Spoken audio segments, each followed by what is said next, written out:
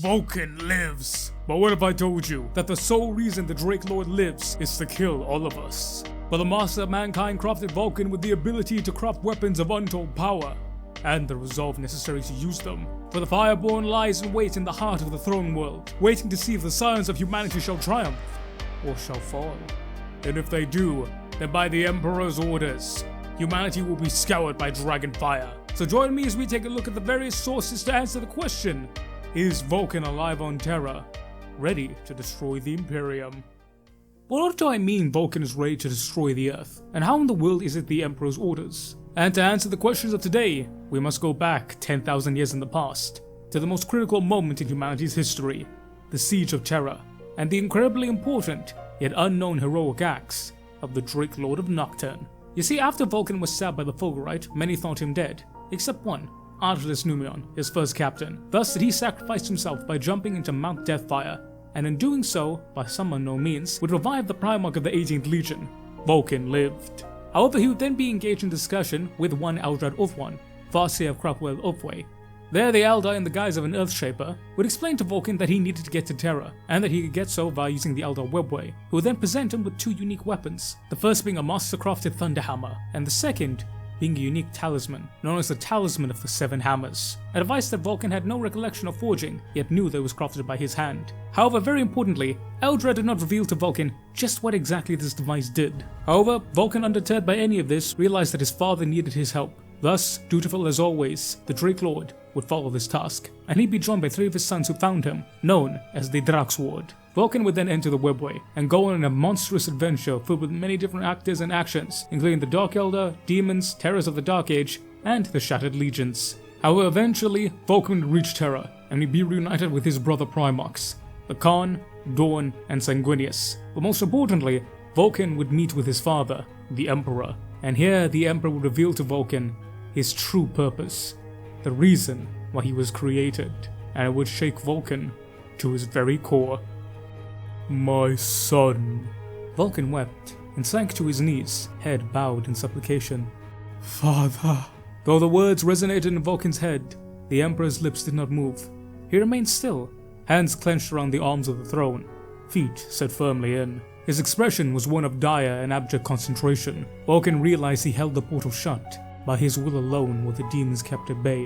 I have returned, Father, as you have willed it. Then rise, Vulkan, and do what it is I brought you back from death to do. Vulkan did as bid, though with some difficulty. The mere presence of his enthroned father gnawed at his resolve. An immense weight resisted him, and he fought to overcome it. He heard the sigilized voice, distant but urgent, as Vulkan gained the first step that led to the throne's dais. Through blazing light that burned with the intensity of the Emperor's unfettered glory, he thought he saw his father blink, a momentary gesture, near imperceptible, silenced Malgador's protests. Vulkan would never know what passed between them, but he recognized its toll upon the Emperor, who grimaced with the immense effort. Each step brought greater pain, both physical and mental, as Vulkan relived every one of his many deaths. A lightning storm of endings flashed before him, each thunderous crack a blow that barely drew a wince of suppressed agony from the Lord of Drakes. And still, he rose. Another step, and then another. Close now, he saw the strain upon his father's face, and realized what it had cost him to hold the way open for him and his sons. Though they had been able to take it, and instead come by a different road, one that led to Earth itself. And at last, with the Talisman of Seven Hammers in his hand, and the throne within his reach, did Vulkan see, and the horror of it, what his father had used him to create, the entire purpose for his resurrection, came crashing in. He shut his eyes, the light burning, and when he opened them again, he was no longer on Terra, but he had returned to Nocturne. A man faced him, slighter of frame, and wearing a strange garb that put Vulkan in the mind of the Grekar Maridrome of old Earth. A long tan cloak swept across his right shoulder, pinned at his breast with a circular bronze stud. Around his waist was a thick belt of terugis, and he wore a gold breastplate sculpted to resemble a man's naked musculature. He had no helm, instead prevailing a silver circlet. His dark hair flowed like a mane of jet. Torques ringed his arms, and he wore vambraces and shin guards in the same style as his breastplate. You are the Outlander, said Vulkan, his own attire and armor of a Nocturnian tribesman. This is how we met, my son. Do you remember it?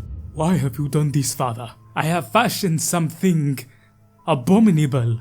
The Outlander gazed to the talisman around his son's neck, and then back to Vulkan. "Do you recall what I said to you, as we sat here and looked upon these very sands?" The great expanse of the Paya Desert stretched out before them, harsh and unforgiving, but beautiful in its own way. Vulkan did not answer, and he did not meet his father's eyes. Heat gaze made the desert tremble, even with the sun setting and painting the sand a fiery red. "I said your destiny was a great one," the Outlander went on. "And I said that you needed me more than I knew, more than perhaps I would ever know." Vulkan shook his head. A grimace of denial set upon his face. "But this? How can I do this?" "You are the earth, my son. Its fire and solidity. That is how. And the great flame that will unleash if the throne fails. If you fail." Vulkan felt a firm hand upon his shoulder and heard the darkening of his father's mood in his words. "It will consume the palace and all of Terra. The throne world will burn." A sharp turn brought Vulkan's eye to the Outlander. Incredulity warred with the duty on his face. "To deny it from my brother? No, my son," said the Emperor sadly, the master of mankind standing before him now. "Not to deny it to Horus, but to chaos, and to strike a blow against their forces, the likes of which they will never recover from." "To win the war you would sacrifice Terra?" "If Terra falls, and Horus takes it, then we have lost anyway, and all of mankind will suffer." Vulkan looked down at the talisman in his hand, and fought the urge to crush it, though he knew it would not yield, even to his mighty strength. "I am sorry, my son. I needed to hide it from you, what you had created, and what would be wrought by it, in my name." Has it always been with me? The capacity to fashion such a thing?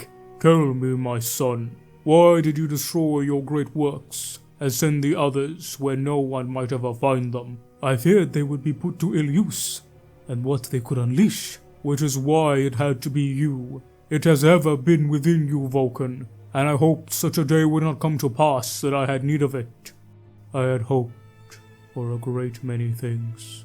Your death, your true death and resurrection, brought forth what you needed to fashion the talisman.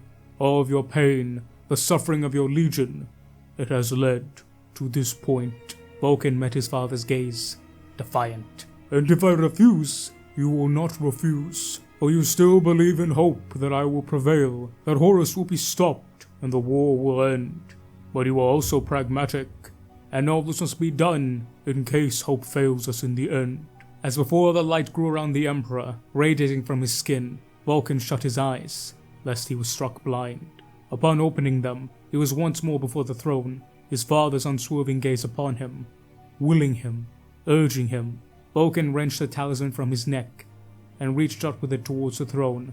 A small circular aperture presented itself. Without further hesitation, he pressed the talisman into it. In the moment of connection, Vulkan saw a sea of flame rise up to engulf the Tower of Hegemon, to swallow the Tower of Heroes, and all the mighty spires of the palace.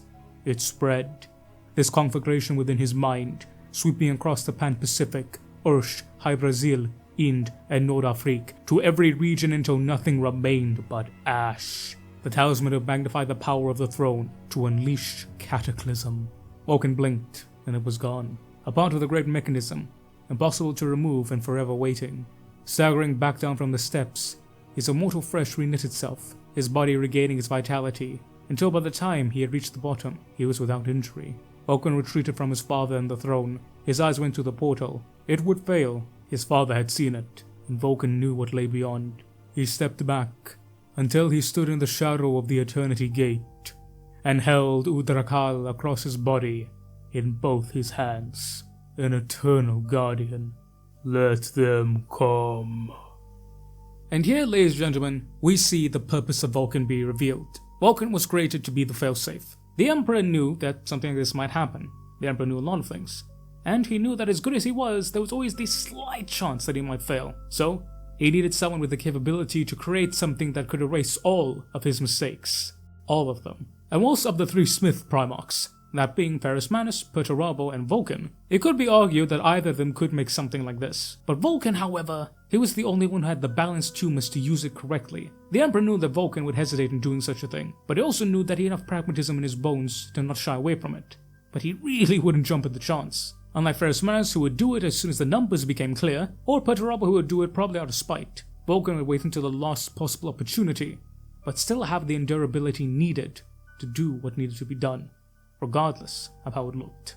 But interestingly enough, we see that Vulkan was only capable of forging said talisman after he had suffered greatly. As we covered in a previous video, the Primarchs are all psychic beings. They have some type of psychic soul that is linked to the warp. And when you consider that the way that psychic powers work is that they are taken off the emotions of humans and other living things, they are then coalesced into the warp and then transformed and translated into something tangible in the real world. Meaning that it's very plausible that Vulkan was only capable of crafting something so terribly destructive if psychically he had faced enough degradation and torment that he was able to translate it and physically make it into form.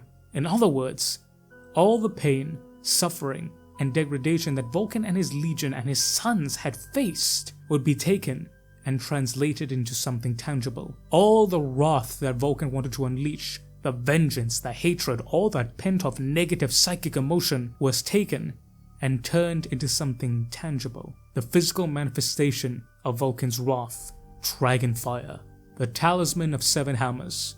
For by this one device would Vulkan overload the Golden Throne and send forth a wave of psychic fire to scour not only the world clean, but every single Space Marine and Primarch. Because in relation to this, the Talisman of 7 Hammers would also unleash not only a psychic fire, but also some type of specialized disease. A disease that specifically targeted the genomes of the Primarchs and Space Marines. This was the reset button. When Emperor said that everyone would die, he meant it. All the Primarchs, all the Space Marines, the Imperium as a whole would be wiped out, and humanity would be reset back into an age of strife. From there, what would happen? None can say.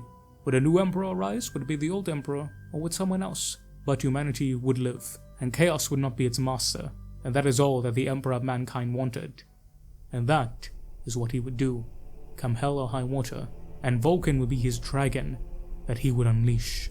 But thankfully, that never came to pass. Biggie would win, although he would be very, very heavily damaged in the aftermath. But he would be interred upon the Golden Throne, and chaos would not reign over humanity. Thus, the Talisman of 7 Hammers would remain on Terra, with Vulkan being the only one able to activate it. But then that begs the question, what happened to the Lord of Drakes? Whilst I imagine we're going to get a more detailed explanation in the new Scouring series, very hyped for that. The TLDR is as such, every single loyalist Primarch would disappear in the 1,000 years after the Emperor had been seated upon the Golden Throne, Vulkan included. But the thing is though, we don't really know what happened to Vulkan. It just said that Vulkan would disappear. Whereas for every other Primarch, we have a rough idea what happened to them. Vulkan is one of those Primarchs that we just don't know, and he's the only Primarch. Some of them were presumed dead, a la Rogel Dawn and Rabute Gilliman. Some were sent off into the warp, never to be seen again, a la Corvus Corax and Leman Russ. But Vulkan was the one chap who we just didn't know what happened. We really had no idea, he just seemed to up and disappear. Until M32. Flash forward to the world of Caldera. It would come under assault by an Orc horde, led by a massive greenskin war boss known as the Beast, rumored to be a Croc, or a Prime Croc. Basically, very super big powerful Chungus. And as the settlers of that world were being ravaged by the greenskin menace, it would seem that none could stop this massive beast.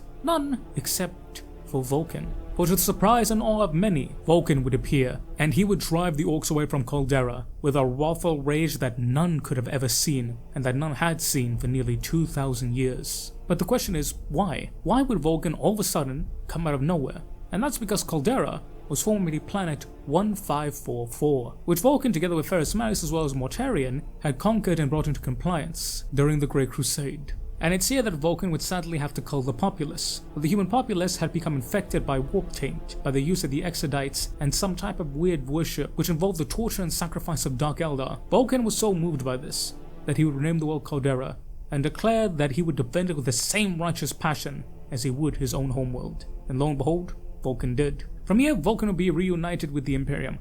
But an interesting fact, whilst yes, the War of the Beast series is a little iffy at best, it's not exactly the best book series GW's ever written, if you look into it and you read into it, you see that Vulkan is largely disinterested, but that's what it comes off as first glance. While some may say that Vulkan is disinterested, it's not really that. It's more so he's not worried. Everyone in that book is absolutely losing their shit. The beast pointed a gun at Terra. Everyone is losing their minds. It's so bad. Space Marines are dying left and right. It's like the end of the world. Vulkan, however, doesn't mind. It doesn't matter. He is super chill about everything. In fact, he tries as little to intervene as possible. The only time that Vulkan takes a full-on proper hand in it is when he has to duel the beast himself, to which no one else is capable of defeating. And even Vulkan struggles a little bit against him, but eventually Vulkan is able to slay the beast in combat. As taken from him, the beast must die. And now, Vulkan realized that in that instant of feverish thought, they had found Earth. They had located the throne world, and humanity had proven itself incapable of fighting back. The attack moon over Earth was a beacon as much as a vanguard, Ulunor. The whole world was the same thinking writ on a planetary scale. A base of billions of orcs. It had been armed and protected like an attack moon. Could also be moved across the star system like one, if Terra was the target. There really was no way to stop the great beast by any conventional means. Such power could not be destroyed, only diverted. Feeling the last gasp of breath escaping his body, Vulkan let his thoughts flow again. He reached out into the undulating war, tapping into the warp-born part of himself that had been for every Primarch a blessing and a curse. He allowed his primal essence to mix with that of the orcs, his Emperor-created body absorbing the source of the energy like a sponge. He allowed the pure orcishness that had killed so many librarians to infuse his body. Vulkan felt the great beast tense, its thoughts moving to him with a tectonic slowness as it realized something was amiss. It tried to pull back the Wa, to wrest the raw orcish power from the mind of the Primarch. Vulkan only had a moment before he lost the battle, before the power of the orcs and the last dregs of his life were both spent. With muscles failing, he thrust Doom Tremor into the face of the great beast and detonated the power generator. The scene in the skies above Ulunor is one of mixed feelings. Relief is felt as the beast is dead, as the massive Gargan temple which housed the beast and his command staff was utterly destroyed. But just as joy is felt by the destruction of the beast, pain is also felt by the loss of another Primarch, or it is assumed that Vulkan died a second time. The Salamanders, however, don't believe this at all, and they believe that if they find Vulkan's artifacts, he will return to them when they are most needed. Thus have they ever continued to search for his relics. And I imagine we're going to be an update to that story pretty soon. As we know, Tushan got a brand new model, which looks very nice by the way, and we're going to get a story with that, which I imagine is going to give us an update on the relics, and what exactly is going to happen. And this is where Vulkan's story mainly comes to conclusion. Most people believe that Vulkan is still regenerating, and if the Salamanders find his artifacts, that will then allow Vulkan to be regenerated fully. The idea being that absorbing the orky nonsense kind of messed with his regenerative powers a little bit, or so it would seem. But you see, there's one very important fact that most people forget when coming to the conclusion of this theory, and that is that Vulkan is not a normal perpetual. He's something very different. As we go back to Vulkan's life, we see that when Vulkan was quote-unquote killed, he had to be killed by the use of Fulgurite. Fulgurite is a piece of psychic lightning that is said to have crystallized during the first ever battle between the Emperor and Chaos. Whilst its exact origins are a little iffy here and there, we know for a fact it is psychic lightning that comes from when the Emperor and the Chaos Gods were involved. We know that this Fulgurite is incredibly powerful. As said, it's one of the few things that can kill not only Vulkan, but perpetuals. As we see that when John Grammaticus stabbed Vulkan with it himself, he would also be killed in the explosion. But that would be his last perpetual life. Meaning that after he regenerated from that explosion, he had but one life left. If he died again, he'd die for real. Vulkan, however, was different. Whilst we don't know why exactly Numion had to sacrifice himself to revive Vulkan, Vulkan still had his full perpetual powers. As we see, he would suffer grievous mortal wounds that really did just break the whole idea of a perpetual in half. From his various adventures in the Warp and the Webway, to most notably, his duel with Magnus the Red. Magnus would appear in front of Eternity Gate, and after a short discussion between him and the Emperor, he would attempt to assault the Emperor, with Vulkan being his life ward. Vulkan would then manage to beat off Magnus, and Magnus would retreat back into the Webway, where he would try and create a magic ritual to sap the energies from the Emperor upon the Golden Throne, in a last-ditch attempt to kill the Emperor. Vulkan would then enter the fight, and he would manage to break Magnus in half. However, not before Magnus was able to cast a unique spell on Vulkan, one that literally unraveled his very DNA. It is said that when Magnus struck, Vulkan was unmade. However, instead of being undone, instead of unraveling apart, instead of falling to nothing, Vulkan raised his mighty hammer and smote Magnus upon the head, banishing him back into the warp. It is said that as he exited the Webway, his body already began to reknit itself. It does not matter what Vulkan was thrown at, he survived. Another example we have is Erda. Erda would eventually be killed on Terra by Erebus, though she was killed by something using an Athename. An Athename is something similar to Fulgurite, but not exactly the same. It's a shard from the Athename blade. Again, similar story to the Fulgurite, an ancient relic from the times of Chaos and the Emperor. Now whilst Erda gave Erebus a hell of a fight, with him having to call on his boys and a greater demon to fight her, eventually she would fall, being stabbed through the heart with the Athename, falling and a perpetuality ending. Again, we have two examples here of some of the strongest and oldest perpetuals being undone by Fulgurite and the Athename, similar magical sources from similar places. Vulkan, however, he's perfectly fine. Vulkan, time and time again, is assaulted with psychic magic powers. One from the Emperor when he literally puts his hand upon the golden throne and the sheer backlash of it nearly barbecues him, and then again when Magnus literally cast a custom spell to unravel his very DNA nucleic acid essence. Vulkan is still fine. From this, we can easily infer Vulkan is not a normal perpetual. Any perpetual who's stabbed with Fulgurite normally just ends up dying. And unlike Grammaticus, in which he did die, but he was then revived with his lost life, Vulkan still has multiple lives. Vulkan dies multiple times. Vulkan, his DNA is literally unmade, and he still is resurrected. Vulkan is a different kind of perpetual. And I believe that this partly has something to do with Vulkan's soul being created by the Emperor. As I mentioned before, each and every Primarch has some type of soul in the warp, and it's my personal theory that these are based off a god, or some type of warp entity. It is my belief that this soul, which Vulkan has empowered his perpetuality to a point that it's become something greater than a normal perpetual, something perhaps akin to the Emperor, which would make sense with him being a son of the Emperor. Not only would it explain why Vulkan has basically super perpetual powers and is basically unkillable, it would also explain how he was able to harness the power of the psychic war. It's stated right there in the extra-script. Many librarians who did it just straight up die. Vulkan's Primarch soul, however, is the one thing that gives him the edge. So much so that even the beast is shocked, because that's anathema even to his race. But now, we can draw a few conclusions from these. Conclusion number 1. Vulkan was created by the Emperor with this purpose in mind, so that if he failed, Vulkan would be the reset switch. The Talisman of Seven Hammers confirmed this, and it's literally confirmed in the dialogue between the Emperor and Vulkan. Conclusion number 2. Vulkan is indeed still alive. As we mentioned from reading the extra script regarding the War of the Beast, Vulkan is not confirmed dead in any way, shape or form. Combined with the fact that he's perpetual and he survived worse, yeah, Vulkan is definitely alive and kicking. Conclusion number 3. Vulkan is different from other perpetuals. Things that would normally kill other perpetuals, not just normal perpetuals, but big perpetuals like Erda and John Grammaticus, Vulkan straight up just tanks. He's completely different. And this is partially due to his Primarch soul, which, again we see in War of the Beast, directly impacts how he acts and his ability to manipulate warp powers. Bringing all these 3 points together, Vulkan was created by the Emperor to be his doomsday guardian, his final ward. Not only because Vulkan could literally craft a device able to destroy it, but because Vulkan would only use it at the very, very, very last minute. That we already know, but there is one hidden reason, and that is his immortality. Vulkan is the only one of the Emperor's son who is guaranteed to endure. Vulkan will live until the heap death of the universe and continue thereafter. Vulkan is implacable, he is indomitable, he is the earth. He will not die. Of all the sons, Vulkan is one of the most patient, if not the most patient, and he's the only one who's truly immortal. But we see with Lionel Johnson that yes, while Primarchs are very, very, very long-lived, they themselves too do age, and Gilliman himself too would have aged if for not him being placed in stasis. Vulkan, however, is the one person who trumps that. Vulkan is truly immortal. That means Vulkan's place is on Terra. And here we come to the conclusion of this theory. Vulkan never disappeared. Ever since the Scouring, Vulkan has been on Terra, and he has been waiting. The only time Vulkan emerged from Terra was when Caldera, a place that he had vowed to protect with the same ferocity of his own homeworld, was threatened. We know for a fact Nocturne and Prometheus had only been threatened once, and that was by traitor renegade Astartes during the time of the Dragon Strife. And even then, the Salamanders were always going to win that.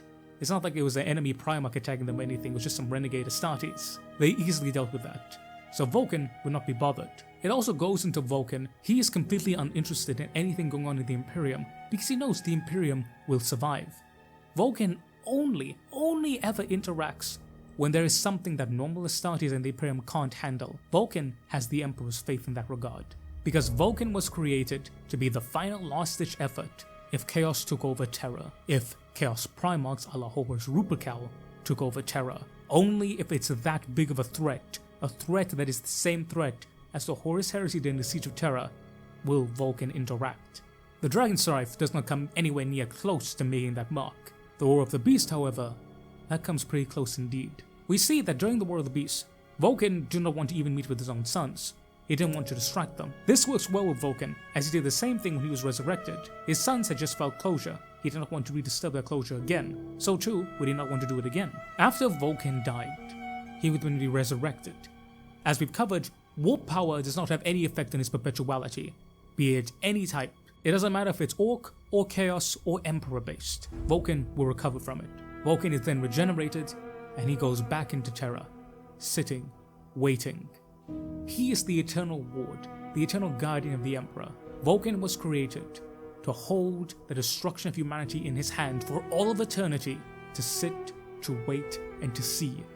And if Chaos ever got too far, if Chaos ever was on the verge of claiming total and utter victory, Vulkan would press the button and humanity would be scoured by dragon fire and reset. And that is where Vulkan is, sitting there, waiting. But Brad, I hear you say, what about the artifacts of Vulkan? And what about the Salamander's search? Vulkan wouldn't lie to his son, surely.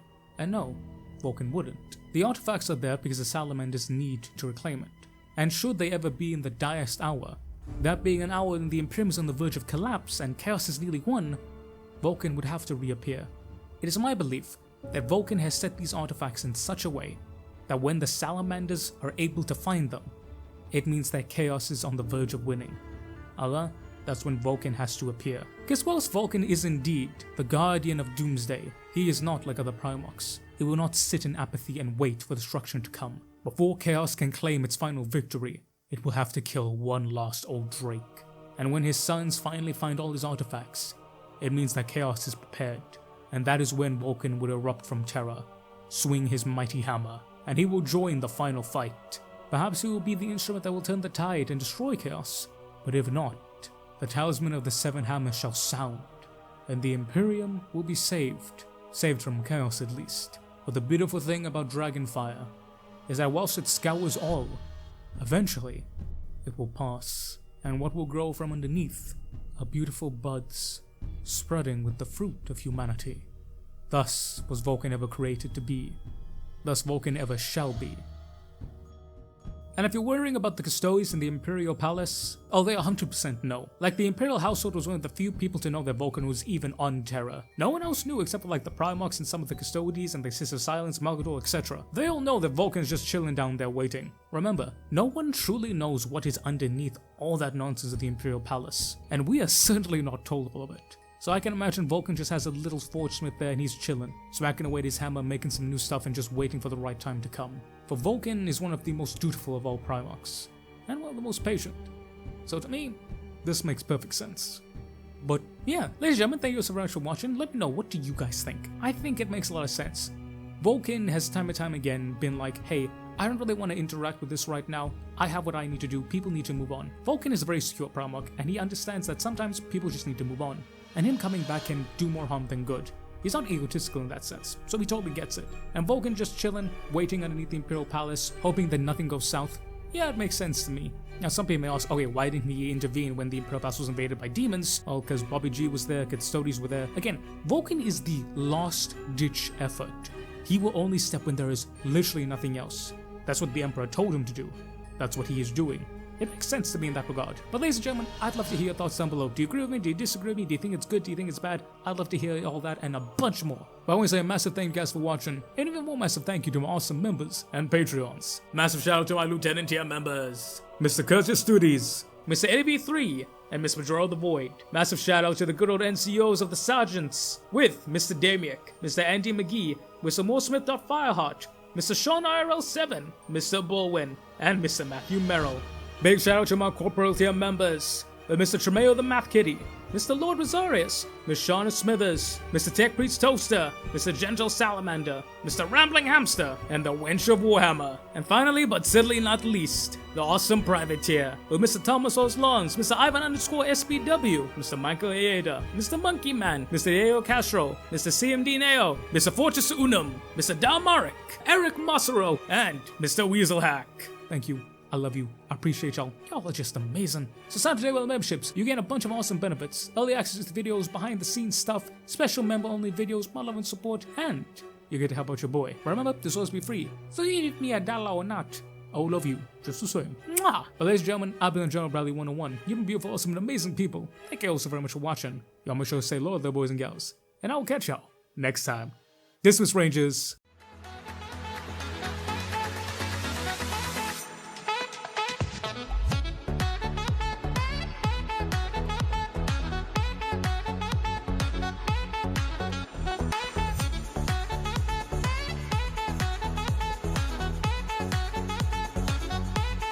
Bro, I can imagine Vulkan just chilling in Terra, eating a bucket of chicken wings, and all of a sudden a demon pops open and then sees him just like there. Could you imagine that demon, bro?